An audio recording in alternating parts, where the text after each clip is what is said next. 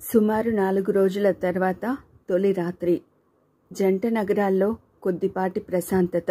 టెర్రరిస్టులతో జరిగిన ఒప్పందం మూలంగా ఎలాంటి అవాంఛనీయ సంఘటనలు జరగలేదని ఆ రోజు సాయంకాలం వార్తల్లో విన్న చాలామంది ఆనందంగా ఊపిరి పీల్చితే మరికొందరు ఇంకా అనుమానిస్తున్నారు, మరేదో తుఫానుకు ముందు స్తబ్దతే ఇదని. రాత్రి డిన్నర్ పూర్తి చేసిన జయేంద్ర, శృతి ఇద్దరూ చెరో మ్యాగజైన్ తీసుకుని రిలాక్స్ అవుతుండగా తూనీగలా లోపలికి దూసుకొచ్చాడు నాని. ఆంటీ మరేమో టక్కున ఆగిపోయాడు జయేంద్ర కట్టుకున్న లుంగీని చూస్తూ. శృతిక చూపులో భావం అర్థం కాలేదు, కానీ బోధపడిన జయేంద్ర అసంకల్పితంగా లుంగీని తడుముకున్నాడు. మరేమో ఆంటీ, డేవిడ్ అంకుల్ లేడు, విమానాల స్టాండ్లో పనిచేస్తుంటాడే, ఈరోజు ఎక్కువ తాగేశాడన్నమాట, నన్ను పట్టుకుని ఏడ్చేస్తున్నాడు. నానిని దగ్గరకు తీసుకుంది. విస్మయంగా చూస్తున్న జయేంద్రతో అంది, విమానాల స్టాండ్ అంటే విమానాలు ఆగే ఎయిర్పోర్ట్ అని నాని ఉద్దేశం. డేవిడ్ అని ఓ కస్టమ్స్ ఆఫీసర్ ఉన్నాడు, ఆయన గురించి చెబుతున్నాడు. నానిని ముద్దు పెట్టుకుని ఏమని ఏడ్చాడు అంది ఆసక్తిగా. మరేమో పెద్దయితే నువ్వు తాగకు, చెడిపోతావన్నాడన్నమాట. అప్పుడు నువ్వేమన్నావు? నువ్వెందుకు చెడిపోయావు అంకుల్ అన్నాను. అప్పుడు తాగుడుతో అన్నాడన్నమాట. అప్పుడు అసలు సందేహాన్ని వ్యక్తం చేశాడు నాని. ఆంటీ, తాగితే చెడిపోతారా, చెడిపోతే తాగుతారా? జవాబు చెప్పలేకపోయింది శృతి. తాగాలనుకున్నప్పుడే చెడిపోయినట్టు నాని, జయేంద్ర విడమర్చి చెప్పాడు. ఆ తర్వాత తాగి ఇంకా చెడిపోతారన్నమాట. నాని తెల్లమొహం వేసుకుని చూస్తుంటే అర్థం కాలేదా అన్నాడు జయేంద్ర. తల అడ్డంగా ఊపాడు. ఇప్పుడు ఆంటీ ఉందనుకో. ఇప్పుడే ఏంటి పెద్ద, ఎప్పుడూ ఉంటుంది, అప్పుడప్పుడు బయటికి వెళ్తుంది కానీ కదా ఆంటీ. ఈసారి సీరియస్గా శృతి ఒడిలో సెటిల్ అయిపోయాడు. జయేంద్ర ఇబ్బందిగా మొహం పెట్టేసరికి నవ్వు ఆపుకోలేనట్టు పెదవులకి చెయ్యి అడ్డంగా ఉంచుకుంది.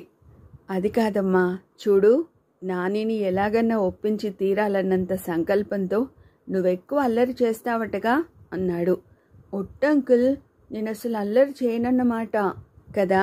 మరి నువ్వు అల్లరి నానివని మీ ఆంటీ అందనుకో, అప్పుడు మరేమో ఆంటీ అబద్ధం చెబుతుందన్నమాట.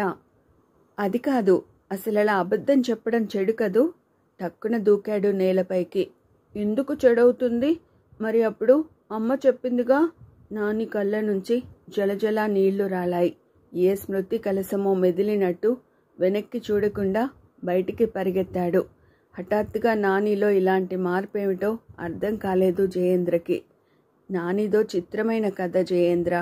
అమ్మ తాతయ్యలు వాడికి చిన్నతనం నుంచి నిజం మాట్లాడడమే నేర్పారు, నిర్వేదంగా చెప్పుకుపోయింది. ఒకనాడు నాని తల్లి పావని భర్త, అత్త, ఆడపడుచుల చేత సృష్టించబడిన ఓ అగ్ని ప్రమాదంలో చిక్కుకుని ప్రాణాలు వదిలింది. బ్రతికినంతకాలం కొడుక్కి నిజమే చెప్పాలని నేర్పింది, కానీ చనిపోతూ మరణ వాంగ్మూలంలో అబద్ధం చెప్పింది. తను ప్రమాదవశాత్తు గాయపడ్డాను తప్ప తనకెవరూ హాని తలపెట్టలేదు అని. ఆ తర్వాత నిజం చెప్పబోయిన నానిపై సైతం హత్యా ప్రయత్నాలు జరిగాయి. నాని ఎంత దురదృష్టవంతుడు అంటే కోర్టులో నిజం ఎక్కడ చెబుతాడో అని కన్న తండ్రే చంపాలని చూశాడు. ఇంటి నుంచి పారిపోయిన నాని నిజం మాట్లాడిన ప్రతి చోట సమస్యల్లో ఇరుక్కున్నాడు. అబద్ధం అంటే అంత అసహ్యమన్నమాట. చివరికి అన్ని గండాల తర్వాత కోర్టుకి రప్పించబడ్డాడు. వచ్చాక తను అబద్ధం చెప్పాడు. ఎందుకని టక్కున అడిగాడు. హాని చేసే నిజం కన్నా ప్రమాదం కాని అబద్ధమే నయమనుకున్నాడు కాబట్టి. బాధగా నిట్టూర్చింది. అందుకే అబద్ధం అంటే చెడు అని నువ్వనేసరికి రియాక్ట్ అయ్యాడు, గతం గుర్తుకొచ్చినట్టు. ఒక గుండెలార్చే కథ విన్న ఆర్ద్రత జయేంద్ర గొంతులో. మరి నాని ఇప్పుడు తండ్రితో ఉండడం లేదా? లేదు. ఆ సంఘటన తర్వాత నాని తాతయ్య విశ్వేశ్వర శాస్త్రి తనకున్న ఆస్తిపాస్తుల్ని అమ్మి నాని చదువు కోసం సిటీకొచ్చేసి ఇక్కడో ఫ్లాట్లో ఉంటున్నాడు. కారిడార్లో ఓ గంభీరమైన గొంతు వినిపించింది. నాని అంటూ. జయేంద్ర శృతితో పాటు ద్వారం దగ్గరికి వచ్చాడు. రండి బాబాయ్ గారు పిలిచింది. వడలిన వృద్ధాప్యంలో కూడా వేదాభ్యాసంతో కాంతులీనే విశ్వేశ్వర శాస్త్రి గారి కళ్ళనే తదేకంగా చూస్తూ. లేదమ్మా, నాని వచ్చాడేమోనని. వచ్చాడు, వెళ్ళిపోయాడు కూడా. ముసలి ముండావాన్నమ్మ, గడుగ్గాయి. ఒక్క క్షణం ఇంట్లో ఉండడు కదా. ఊరంతా వీడి తాత సొత్తే. పక్షవాతం వచ్చినట్టు కొద్దిగా కాలు కుంటుతూనే నడవబోతూ ఓ క్షణం ఆగారు. జయేంద్రని చూస్తూ, మీ బంధువా? స్నేహితుడు బాబాయ్. అంతకన్నా లోతుగా వెళ్లే కుసంస్కారి కాదాయన. నాని నీ గురించి కూడా నా దగ్గర అప్పుడే చెప్పాడు కాబట్టి వాడు నీకు చనువే అన్నది అర్థమైపోయింది. అసలు వాడి తత్వమే అంతా. రెప్పపాటులో మనుషులతో కలిసిపోతాడు. వాడికి ప్రపంచంలో అపరిచితులంటూ ఎవ్వరూ ఉండరు. కాని ఒక్క అభ్యర్థన. ఓ క్షణం ఆగాడు. వాణ్ణి ఏదన్నా అడుగు, కానీ నిజం గురించి, వాడి బ్రతుకులో అబద్ధంగానే మిగిలిపోయిన అమ్మ గురించి మాత్రం అడక్కు. వెళ్ళిపోతున్నారాయన నాని కోసం కేకలు వేస్తూ. జయేంద్ర ఇప్పుడు బాల్యంలోనే అంత ప్రపంచాన్ని చూసిన నాని గురించి ఆలోచించడం లేదు. నానిలో తన బాల్యాన్ని చూసుకుంటున్నాడు. సాయంకాలం 6:30 దాటింది. మసక చీకట్లో భాగ్యనగరపు ఆకాశం మరికొన్ని క్షణాల్లో మొదలయ్యే తుఫానికి ముందు దిశలా మేఘావృతమై ఉంది. అప్పటికి పావుగంట క్రితమే బాంబే నుంచి వచ్చిన విమానం ఎయిర్పోర్ట్లో ఆగింది. 10 నిమిషాల్లో ఫార్మాలిటీస్ పూర్తి చేసుకున్న జయేంద్ర, శృతి 3 అడుగుల పొడవున్న పార్సిల్ని జాగ్రత్తగా కారు డిక్కీలో ఉంచారు. లోపల కదలికలేమీ వినిపించడం లేదు. బహుశా ట్రాంక్యులైజర్తో బ్లాక్ మాంబా స్పృహ కోల్పోయి ఉంటుంది. అలాంటి అతి ప్రమాదకరమైన పార్సిల్ పంపేటప్పుడు విధిగా ఆచరించబడే నియమం అది. మళ్ళీ ఆమెకు సంఘమిత్ర గుర్తుకొచ్చాడు. ఎన్నేళ్ల తపస్సిది. బ్లాక్ మాంబా దిగుమతి కోసం హాఫ్కిన్ ఇన్స్టిట్యూట్ ద్వారా కేంద్ర ప్రభుత్వాన్ని ఎంత ఇన్ఫ్లుయెన్స్ చేశాడని 2 ఏళ్ల క్రితం నుంచి చేసిన ప్రయత్నం ఇన్నాళ్లకి ఫలించింది. కానీ రిసీవ్ చేసుకోవడానికి ఆయన లేరు. ఉంటే ఓ అతి ముఖ్యమైన చివరి ప్రయోగాన్ని నిర్వహించే కార్యక్రమంలో నిమగ్నమై చాలా స్వల్ప కాలంలో ఈ నేల ఊహించనంత ఓ గొప్ప మేలు చేయగలిగేవారు. ఏమయ్యారు? వెళ్ళి 4 రోజులైంది. కనీసం ఫోన్ కూడా చేయలేదేం? అసలు తనకున్న పరిజ్ఞానంతో తక్కిన ప్రయోగం పూర్తి చేయగలనన్న నమ్మకం లేదు. కానీ గట్టిగా కృషి చేయాలనిపిస్తోంది. ఇక దివ్యతేజ అపార్ట్మెంట్స్ని చేరడానికి పట్టేది కేవలం 5 నిమిషాలు మాత్రమే. సరిగ్గా అదే సమయంలో దట్టంగా ఆవరించిన చీకటిలో బేగంపేటలోని ఓ పార్కులో ప్రవేశించాడు కస్టమ్స్ ఆఫీసర్ డేవిడ్. డేవిడ్ కూడా ఉండేది దివ్యతేజ అపార్ట్మెంట్స్లోనే. ఇప్పుడు అతని చేతిలో సుమారు 3 అడుగుల పొడవున్న ఓ పార్సిల్ ఉంది. మామూలుగా అయితే ఎయిర్పోర్టులో తను డ్యూటీలో ఉన్నప్పుడు మాత్రమే రిసీవ్ చేసుకునే ఆ పార్సిల్ సరాసరి అల్వాలే తీసుకువెళ్ళి ఆ వ్యక్తికి అందించేవాడు. దానికి బదులుగా ఓ 10,000 రాబడిగా పొందేవాడు. ఇది ఇప్పటిది కాదు. ఒక బాధ్యతాయుతమైన పదవిలో ఉన్న కస్టమ్స్ ఆఫీసర్ డేవిడ్ 3 ఏళ్లుగా స్మగ్లర్స్కి సహకరిస్తూ చేస్తున్న అక్రమ వ్యాపారం అది. హెరాయిన్ వంటి మత్తు పదార్థాల్ని విదేశాల నుంచి రప్పించుకునే ఆ గ్యాంగ్ అనుసరిస్తున్న అతి సులభమైన పద్ధతి అది.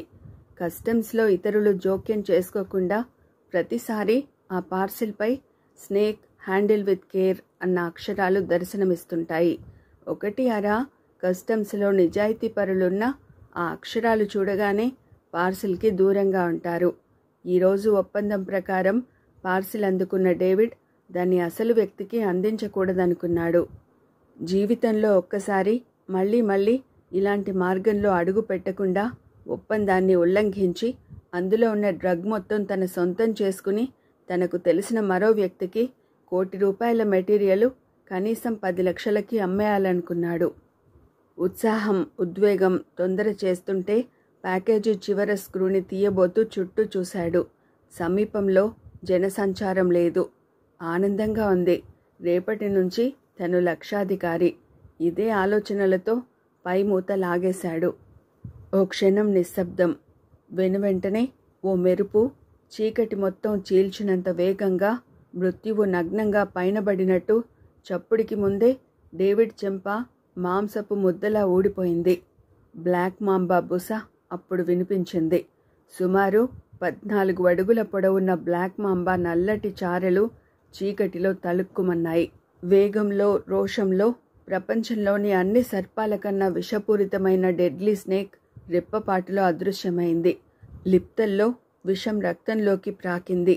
ఒక్క రాత్రిలో ఉన్నవాడు కావాలనే డేవిడ్ తొందరపాటు మాంబాకి మొదటి బోణీలా అప్పటికే ప్రాణాలు వదిలాడు. జంట నగరాలని కాళరాత్రిలోకి నెట్టేయబడుతున్న బ్లాక్ మాంబా మెరుపు వేగంతో దూసుకుపోతోంది. భరత్ ఓ పొదమాటున ప్రియుడి పరిష్వంగంలో అంతసేపు ప్రపంచాన్ని మరచిన సమీర ఉలికిపాటుగా దూరం జరిగింది. ఇప్పుడు ఆమెకి సమీపంలోని పొదలో 2 మినుగురులు కనిపిస్తున్నాయి. అక్కడేమిటి అడిగింది అనుమానంగా. భరత్ అటు చూశాడు. జీవన వాస్తవికతల హాలాహలం అక్కడ దాగుందని తెలియని భరత్ ఇంకా మాట్లాడకముందే పొద కదిలిన చప్పుడు. భరత్ ఆమె తొట్రుపడుతోంది. రాష్ట్రాన్ని కొనేయగల సమర్థురాలైన సమీర మృత్యువుకి ఖరీదు కట్టగల గొప్ప ఇంట మాత్రం పుట్టలేదు. ఆ క్షణంలో ఆమెకు ముందు గుర్తుకొచ్చింది తండ్రి. అతడు ప్రముఖ పారిశ్రామికవేత్త శివానంద్. ఇక్కడ భరత్ సమీరలు చేసుకున్న అనువంత అదృష్టమేమన్నా ఉంటే బ్లాక్ మాంబా పొదలో నుంచి కదలబోతుండగా ఓ ముంగిస పొదలోకి చొచ్చుకురావడం. సర్పాలపై తనకున్న సహజమైన ఉత్సాహాన్ని కసిగా ప్రదర్శించిన ముంగిస రెప్పపాటులో బ్లాక్ మాంబా కోరల్లో చిక్కుకుని క్షణంలో ప్రాణాలు వదిలింది. అప్పుడు ముందుగా బయటకు కదిలింది బ్లాక్ మాంబా తోక. ఓ ప్రమాదానికి హెచ్చరికలా అనిపించిన భరత్ సమీరలు వేగంగా పరిగెత్తారు. కనీసం వెనక్కి చూడాలన్న సాహసం కూడా చేయలేకపోయారు. పార్సిల్ చేసే ముందుగా మత్తుమందు ఇవ్వబడిన బ్లాక్ మాంబా ట్రాంక్విలైజర్ కాంపోజిషన్లో జరిగిన చిన్న పొరపాటు మూలంగా అనుకున్న గడువుకి 2 గంటల ముందే స్పృహలోకి వచ్చింది. అదే డేవిడ్ ప్రాణాలు తీసింది కూడా. కొత్త వాతావరణం, అలవాటు కాని పరిసరాలు, ఉష్ణోగ్రత, ప్రకృతిలో తేమ బ్లాక్ మాంబాలో మరింత రోషాన్ని నింపుతుంటే వేగంగా ముందుకు ప్రాకుతోంది. ఆ పార్కులో ఓ మూల డేవిడ్ జరిగిందేమిటో తెలుసుకునే లోపలే ప్రాణాలు వదిలితే పార్కుని చుట్టి వచ్చిన సమీర భరత్ గుండెలపై భయంతో వాలిపోయి కొన్ని క్షణాల దాకా మాట్లాడలేకపోయింది. ఆమెను ఓదార్చుతూ కారు దాకా నడిపించాడు భరత్. సహజంగా ధైర్యవంతుడైన భరత్ కూడా వణికిపోతున్నాడిప్పుడు. చచ్చిపోయేవాళ్ళం కదూ, రొప్పుతూ అంది నీళ్లు నిండిన కళ్ళతో అతడి వైపే చూస్తూ. ప్రేమలకి పెద్దవాళ్లే అనుకుంటే పాములు అడ్డుపడతాయని ఇప్పుడే తెలిసింది. వాతావరణాన్ని తేలిక చేస్తూ నవ్వాడు భరత్. కొన్ని నెలలుగా తను ప్రేమించే భరత్ని రహస్యంగానే కలుసుకుంటున్న సమీరకి భరత్ సెన్స్ ఆఫ్ హ్యూమర్ తెలియంది కాదు. అయినా నవ్వలేకపోయింది. త్రాచుపాం అయి ఉంటుంది కదూ. తోక కదలిక, రంగు చూస్తుంటే త్రాచులాగే ఉంది. నిన్న మొన్నటి సర్పాల స్వైర విహారం, పాముల మూలంగా జంట నగరాలు అలజడితో అట్టుడికిపోవడం గుర్తుకొచ్చిన ఆ ఇద్దరూ అక్కడ తాము చూసింది నాగుగానే భావించారు తప్ప ఇప్పుడు క్రూర సర్పం జంట నగరాల్లో అడుగుపెట్టిందని కానీ, తన విషపు నురగల డెక్కలతో ఎవరూ చెరపలేని మృత్యువు చేవ్రాలులా ఒక కరాళ నృత్యానికి కారణమవుతుందని కానీ ఊహించలేకపోయారు. పోయిరానా ఒక అపశృతిలా ధ్వనించింది భరత్ కంఠం. రేపు కాలేజీలో కలుసుకుందాం. సమీరని ఫియట్ దాకా నడిపించిన భరత్ చాలా అయిష్టంగా ఆమెకు దూరం జరగాలని ప్రయత్నిస్తూ విఫలమవుతున్న ఆ సమయంలో ఓ కారు హెడ్ లైట్స్ వారిపై పడి కాంతిరేఖలు ముందుకు సాగాయి. ఓ 50 అడుగుల దూరం వెళ్లిన సిట్రాన్ కొంచెం స్లో అవడం వారు గమనించలేదు. బేబీ కదూ, సిట్రాన్ని మళ్లీ ముందుకు పోనిస్తూ అడిగాడు శివానంద్ పక్కన కూర్చున్న సెక్రటరీ చంద్రాన్ని చూస్తూ. ప్రభుత్వ యంత్రాంగంలో కానీ పట్టణంలో కానీ అసాధారణమైన ప్రాచుర్యం గల శివానంద్ గొంతులోని జీరని సరిగానే అర్థం చేసుకున్న చంద్రం చూసిన నిజాన్ని అబద్ధంలా చెప్పే సాహసం చేయలేకపోయాడు. స్పెషల్ క్లాసెస్కి వెళ్తున్నానని చెప్పి రోజూ చేస్తున్నది ఇదన్నమాట. ఇప్పుడు కారుని ఓ సందు మొగ దగ్గర ఆపేశాడు. దిగు. అర్థం కానట్టు చూశాడు చంద్రం. ఈ ఏడాదితో గ్రాడ్యుయేషన్ పూర్తవగానే సమీరకి పెళ్లి చేసి కెనడా పంపేద్దాం అనుకుంటున్నాను చంద్రం. నీకు తెలుసుగా సమీరని నేనెంత ప్రేమించేది. Yes sir. మసక వెలుతురులో సైతం శివానంద్ మొహంలోని భావాల్ని స్పష్టంగా చూడగలుగుతున్నాడు చంద్రం. ఎలాంటి సమస్యనైనా సునాయాసంగా తీసి పారేయగల శివానంద్ ప్రస్తుతం కొద్దిగా అలజడి చెందుతున్నాడు. ఆ విషయం స్పష్టంగానే బోధపడిపోయింది. వ్యాపారంలో కానీ వ్యవహారంలో కానీ నాంచడం నాకు చేత కాదని నీకు తెలుసు. ఓ క్షణం సాలోచనగా ఆగాడు. వాడెవడన్నది తెలుసుకో. నచ్చ చెప్పడానికి కాదు, నిశ్శబ్దంగా పైకి పంపేయడానికి. సార్, శివానంద్ నోట ఇలాంటి మాటలు వినడం చంద్రానికి తొలిసారి. తప్పదు చంద్రం, ఒక్కగానొక్క కూతురు కదూ, దాని సుఖం కోసం ఈ ఒక్క హత్య తప్పదనుకుంటాను. కారు ముందుకు సాగిపోయింది. ఒక గ్రేట్ బిజినెస్ మ్యాన్గా ప్రసిద్ధి చెందిన శివానంద్ తీసుకున్న ఏ నిర్ణయమైనా తిరుగులేనిది. ఇప్పుడు చంద్రం ఒక బాధ్యతని అంగీకరించిన వ్యక్తిలా పార్కు వైపు నడుస్తున్నాడు. అప్పటికే భరత్ మోటార్ బైక్ స్టార్ట్ చేస్తున్నాడు, సమీర నడుపుకు వెళుతున్న ఫియట్ని చూస్తూ. ఓ చెట్టు వారన నిలబడ్డ చంద్రం భరత్ రూపాన్ని మాత్రమే కాదు, మోటార్ బైక్ నంబర్ని స్పష్టంగా చూశాడు. అది చాలు వివరాలు తెలుసుకోవడానికి. సరిగ్గా ఇదే సమయానికి పార్కుని దాటి జనారణ్యం వైపు దూసుకుపోతున్న 14 అడుగుల బ్లాక్ మాంబా బేగంపేట బ్రిడ్జికి సమీపంలోని ఓ పొదమాటున ఆగింది. చేరువలో హోరుమంటూ పరిగెత్తే కార్లు, నడుస్తున్న మనుషుల పాదాల తాకిడితో శరీరాన్ని చేరుతున్న శబ్ద ప్రకంపనలు సహనాన్ని నశింపచేస్తున్నాయి. తల్లితో అన్నం తిననని మారాం చేస్తున్న ఓ 6 ఏళ్ల పసిపిల్లాడు గుడిసెలో నుంచి బయటకు వచ్చి ఇప్పుడు ఆ పొద పక్కన చతికిలబడి ఏడుస్తూ కాళ్లను నేలపై తాటిస్తున్నాడు. బ్లాక్ మాంబా నోరు ఊదిన బూది కుంపటిలా తెరుచుకుంది. వాట్? పార్సిల్ని తెరిచిన డాక్టర్ శృతి స్థానువులా నిలబడిపోయింది. సర్పాన్ని ఒడుపుగా అందుకుని కేజ్లో ఉంచాలని చాలా ప్రిపేర్డ్గా ఉన్న జయేంద్ర కూడా క్షణం పాటు అప్రతిభుడయ్యాడు. పార్సిల్లో బ్లాక్ మాంబా లేదు. తెల్లగా ఉన్న ప్లాస్టిక్ ప్యాకెట్స్ ఉన్నాయి. ఓ ప్యాకెట్ని అందుకుని వాసన చూసిన డాక్టర్ శృతి ఆ పార్సిల్లో ఉన్నది హెరాయిన్ అని సునాయాసంగానే గుర్తించింది. ఏళ్ల తరబడి ఎంతో ప్రయాసగా ఎదురు చూసినందుకేమో ఆమె నుదురు స్వేదంతో నిండిపోయింది. How did this happen? ఇదెలా మనకొచ్చింది? మరోమారు పార్సిల్ ప్యాకేజీ పైన అక్షరాల్ని చూసింది. స్నేక్, హ్యాండిల్ విత్ కేర్ స్పష్టంగా కనిపిస్తున్నాయి. మిస్ప్లేస్ అయ్యుంటుంది. తల పంకించింది భావరహితంగా. అది అరక్షణం పాటే. వెనువెంటనే ఉద్వేగం ఒక తరంగంలా ఉబికి ఆమెను నిలువున ఆక్రమించింది. గాడ్! ఆమె పెదవులు అదురుతున్నాయి. ఇప్పుడెలా? ఏమైంది శృతి? వెంటనే ఆమె ఎయిర్పోర్ట్ ఎంక్వైరీకి ఫోన్ చేసింది. మొత్తం పార్సిల్లన్నీ అందచేయబడ్డాయి. అంటే బ్లాక్ మాంబా ఉన్న పార్సిల్ కూడా ఎవరో తీసుకుపోయారు. అది కాదు ఆ క్షణంలో ఆమె ఆలోచిస్తున్నది. పొరపాటు ఎక్కడ జరిగినా కానీ ఇప్పుడు కొన్ని ప్రాణాలకు హాని జరగబోతోంది. అసలు పొరపాటు ఎక్కడ ఎలా జరిగింది? ఆమె ఊహకి అందడం లేదు. కంపించిపోతోంది డాక్టర్ శృతి. జయేంద్ర గొంతు తడారిపోతున్నట్టుగా అంది. హెరాయిన్ లాంటి మాదక ద్రవ్యం గల ఈ పార్సిల్పై స్నేక్ అన్న అక్షరాలు ఎందుకు రాయబడ్డాయో, అలా రాయడంలో గల ఆంతర్యం ఏమిటో నాకు తోచడం లేదు. కారణం ఏదైనా కావచ్చు, కానీ ఇప్పుడు ప్రమాదం జరిగిపోతోంది. ఇప్పుడెలా? బాధగా కణతలు నొక్కుంటూ కుర్చీలో కూలబడింది. నా అంచనా తప్పు కాకపోతే? జయేంద్ర విషయాన్ని క్రమంగా విశ్లేషిస్తూ చెప్పాడు.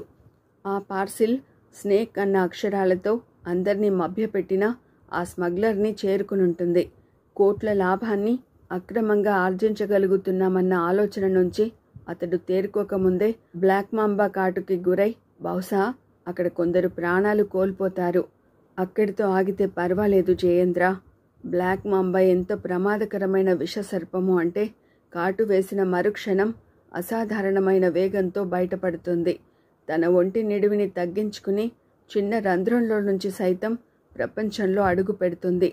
అది కూడా కాదు, బ్లాక్ మాంబా విషం 2 మిల్లీలీటర్లు చాలు ఒక మనిషి ప్రాణం తీయడానికి. సుమారు 200 మిల్లీలీటర్ల విషాన్ని గ్రంథుల్లో దాచుకున్న బ్లాక్ మాంబా ఒకే వరుసలో 100 మందిని చంపగలదు. అక్కడితో ఈ మారణ హోమం ఆగుతుంది అన్న గ్యారంటీ కూడా లేదు. జయేంద్ర సైతం అబ్బురంగా వింటున్నాడు. జయేంద్ర ఒక అసాధారణమైన చరిత్ర గల బ్లాక్ మాంబా గురించి తెలిసిన విషయాలను మననం చేసుకుంటూ ఉద్విగ్నంగా చెప్పుకుపోయింది. వరుసగా 3-4 కాటేశాక గ్రంథుల్లోని విషం ఇంకిపోయి తర్వాత మనిషిని మరో నెల దాకా కాటేసినా అది డ్రై బైట్గా మారి ఎలాంటి హాని జరగకపోవడం మన దేశంలోని సర్పాలకు సంబంధించిన లక్షణం. కానీ బ్లాక్ మాంబా పరిస్థితి అలాంటిది కాదు జయేంద్ర. కొన్ని గంటల వ్యవధిలో గ్రంథుల్లో విషం పేరుకుంటుంది. డ్రై బైట్ అన్న ప్రసక్తి లేకుండా అది కాటేసిన ప్రతి మనిషి ప్రాణము పోతూనే ఉంటుంది. కాబట్టే మన యాంటీవీనమ్ ఇంజెక్షన్స్ దానికి పని చేయవు. ఒక అపూర్వమైన ప్రయోగం కోసం రప్పించబడిన సర్పం చేజారిందన్న బాధ కన్నా ఆ క్షణంలో ఆమె ఆలోచిస్తున్నది నిన్ననే సర్పాల మూలంగా ముగిసిన నరమేధం ఇప్పుడు బ్లాక్ మాంబాతో మళ్లీ మొదలు కాబోతోందని. భయ విహ్వలత అనగదొక్కే కాలసర్పంలా మనసులో బుస కొడుతుంటే నిన్నదాకా విన్న తల్లులు పిల్లల ఆక్రందనలే గుర్తుకొచ్చాయో, లేక ఇప్పుడు మళ్లీ అలాంటి స్థితికి పరోక్షంగా తన పొరపాటే కారణమైందన్న బాధో ఆమె కళ్లల్లో గిర్రున నీళ్లు తిరిగాయి. లేదు జయేంద్ర, ఏది ఏమన్నా కానీ ఈ మారణ హోమాన్ని ఆపాలి. ఇందులో బలి కాబోతున్న ఎలాంటి వాడైనా కానీ వెంటనే రక్షించాలి. ఆమెకు ఆ సమయంలో డీసీపీ ప్రసన్న గుర్తుకొచ్చాడు. సరిగ్గా అప్పుడు ఫోన్ రింగ్ అయింది. ఆ చప్పుడు గుండెలపై సమ్మెటపోటులా వినిపించింది. బలాన్ని కూడగట్టుకుంటూ రిసీవర్ అందుకుంది. హలో, బాగున్నావా శృతి? బొంగురుగా వినిపించింది. కంగారు పడకు, నేను బ్లాక్ మాంబాని. ఓ క్షణం పాటు ఆమె ఊపిరి పీల్చడం మర్చిపోయింది. నా పార్సిల్ నీ దగ్గరకు వచ్చినట్టుంది కదూ? తలాడించింది స్వప్నంలోలా. అవును. చిత్రం చూసావా? నీకు అందాల్సిన పార్సిల్ నా దగ్గరుంది. తెరిచారా? ఉద్వేగంగా అడిగింది. అందులో ఉన్న బ్లాక్ మాంబా చాలా ప్రమాదకరమైంది. పాపం ఇంకా మత్తులోనే ఉంది, నిద్రపోతూ. థ్యాంక్ గాడ్, అసంకల్పితంగా అనేసింది తేరుకుంటూ. Yes, let's thank God for it. అది నీకు చాలా అవసరం అనుకుంటాను. ఎంత అవసరమో చెప్పలేదు. ఒక ప్రయోగం పూర్తి కావడానికి ఈ పాము కాట్ల మూలంగా ప్రాణాలు కోల్పోతున్న వేల మందిని కాపాడడానికి అతి ముఖ్యమైన ఆఖరి అస్త్రమని చెప్పకుండా అవును అంది తల పంకిస్తూ. సో మనం రహస్యంగా మార్పిడి చేసుకుందాం. సరే అనలేకపోయింది వెంటనే. క్షణంలో 1000వ వంతు తన దగ్గరున్నది అక్రమంగా రవాణా చేయబడిన మాదక ద్రవ్యం అని గుర్తుకొచ్చింది. ఇది విషాహారం లాంటిదే. మార్కెట్లో అడుగుపెట్టిన మరుక్షణం లక్షల మంది ప్రాణాల్ని హరిస్తుంది. వెంటనే కాకపోవచ్చు, క్రమంగా. ఒక నిజాయితీ గల సిటిజన్లా ఆలోచిస్తున్నావనుకుంటాను. తోడేలు నవ్వులా వినిపించింది.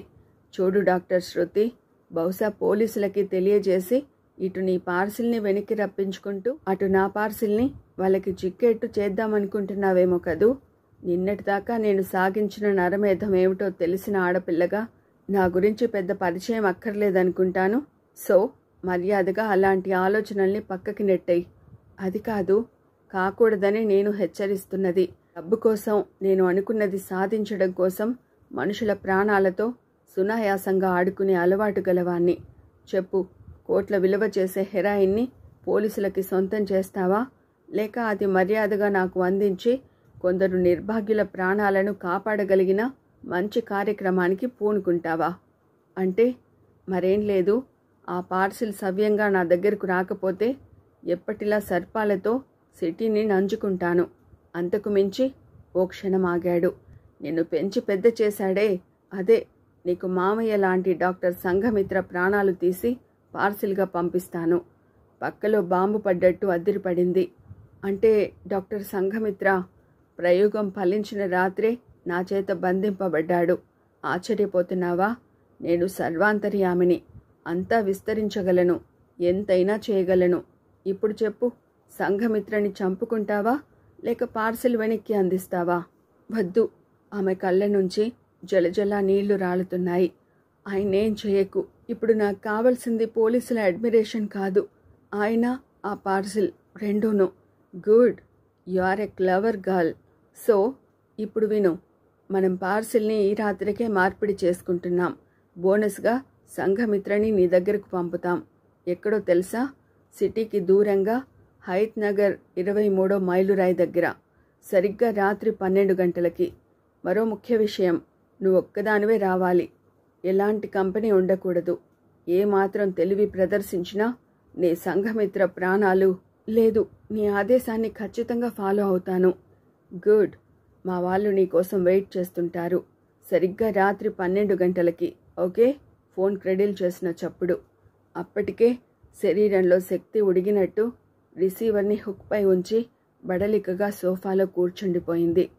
ఏమైంది? మాట్లాడిందెవరు? అంతసేపు నిర్విన్నుడై నిలబడ్డ జయేంద్ర ఒక్క ఉదుటున ఆమెను చేరుకున్నాడు. శృతి జవాబు చెప్పలేదు. అసలు చెప్పకూడదనుకుంటోంది. చెప్పు శృతి. ఇప్పుడు ఆమె భుజాలు పట్టుకుని కుదుపుతున్నాడు.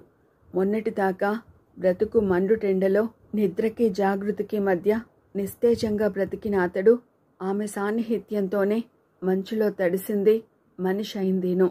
ఆహుతైపోతున్న అడవిలాంటి జీవనయానంలో హఠాత్తుగా తోడైన శృతి కలువల కళ్ళల్లో వెల్లువలై ఉబికే అశ్రువుల్ని చూడలేకపోతున్నాడు. నిన్నే సంకెళ్ళలా చుట్టుకున్న నిస్త్రాణని వదిలించుకుని అతడికంతా చెప్పాలని ఉంది. కాని ఏది చెబితే విని ఊరుకునే మనిషి కాదే. అతడి తొందరపాటు ఒకవేళ సరిదిద్దుకోలేని శాశ్వతమైన పొరపాటుగా మారితే తనకు నీడనిచ్చిన ఓ మనిషి కడతేరిపోతాడు. అది కూడా కాదు. డాక్టర్ సంఘమిత్రపై తనకున్న కృతజ్ఞత కన్నా ఈ సంఘానికి ఆయన అవసరం చాలా ఉంది. శృతి ఎలాంటి స్థితిలో అయినా స్థిమితంగా ఉండగలిగే జయేంద్ర సహనం క్రమంగా నశించిపోతోంది. ప్లీజ్. అప్పటికే ఏదో నిర్ణయించుకున్నట్టు తల తిప్పుకుంది. నన్ను ఫోర్స్ చేయకు. అంతసేపు ఆమె భుజాలపై చేతులుంచిన జయేంద్ర సరిగ్గా ఆ క్షణంలో తేరుకున్నాడో, తప్పు చేశాననుకున్నాడో గబాల్న చేతుల్ని వెనక్కి తీసుకున్నాడు. I'm sorry. శృతి పైకి లేచింది. కిటికీ దగ్గర నిలబడి చాలాసేపటిదాకా చలిని కప్పుకున్న చీకటిని చూస్తూ నిలబడ్డ శృతి తన నిర్ణయంతో ఎలాంటి పరిణామాన్ని ఎదుర్కోవాల్సి వస్తుంది అని ఆలోచించలేదు. ఒంటరిగానే వెళ్ళాలని నిర్ణయించుకుంది. సరిగ్గా అదే సమయంలో ఒక పసికందుపై తన ప్రతాపం చూపించి ప్రాణాలు తీసిన బ్లాక్ మాంబా అక్కడొక తల్లి ఆక్రందనతో ముందు కురికిన జనం మధ్య నుంచి తప్పించుకుంది. చీకటిలో వినిపించే స్మారక సంగీతంలా బుసకొడుతూ సమీపంలోని ఓ స్కూల్ బిల్డింగ్ ఆవరణలోకి ప్రవేశించింది. అంతటా నిశ్శబ్దం. ప్రహరీ ముందున్న పూల చెట్లు మృత్యువు ఒడిలో పెరిగే స్మృతుల్లా స్తబ్దంగా ఉన్నాయి. మసక వెలుతురులో కదిలే మాంబా ఒంటిపై మచ్చలు రాలిపడే ఉల్కల్లా కాంతుల్ని చిమ్ముతున్నాయి. మొక్కల్ని దెయ్యాల తలల్లా నెడుతూ సాగిన మాంబా బిల్డింగ్ ఆనుకుని ఉన్న రావి చెట్టు పైకి ప్రాకింది. బడలికగా ఓ కొమ్మని చుట్టుకున్న ఆ విషసర్పం తల ఇప్పుడు ఓ క్లాస్ రూమ్ గది కిటికీకి చేరువగా ఉంది. సుమారు 1000 మంది విద్యార్థుల దాకా చదివే ఆ పబ్లిక్ స్కూల్లోనే నాని చదువుతున్నది. అంతకు మించి ఆ క్లాస్ రూమ్ కిటికీ వారనే నాని కూర్చునేది కూడా.